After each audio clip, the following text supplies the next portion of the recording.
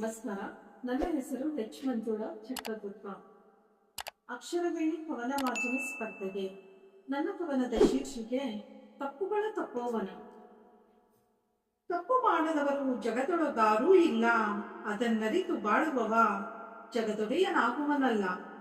ತಿಳಿದು ತಿಳಿದು ತಪ್ಪು ಮಾಡುವವ ತಿಪ್ಪೆಯಂತೆ, ತಿಳಿಯದೆ ತಪ್ಪು ಮಾಡುವವ ತಿಪ್ಪೆಯೊಳಗಿನ ಕಮಲದಂತೆ.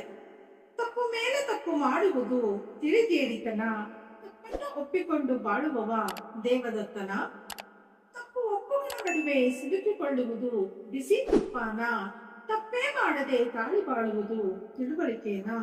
ತಪ್ಪೇ ಮಾಡದೆ ತಾಳಿ ಬಾಳುವುದು ತಿಳುವಳಿಕೆನ.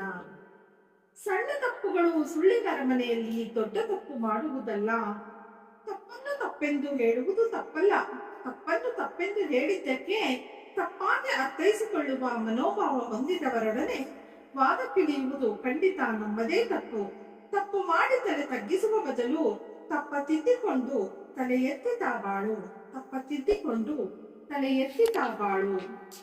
ತಪ್ಪುಗಳು ತಾ ಮಾಡಿ ಅದರ ಕೆಸರನ್ನು ಮತ್ತೊಬ್ಬರಿಗೆ ರಚಿ ತಳುಕು ಬಳುಕಿನ ನಾಟಕವಾಡಿ ತಪ್ಪಿಸಿಕೊಂಡು ತಡವರಿಸಿ ತೆವಳಾಟವ ತಾ ತಂದುಕೊಂಡಿ.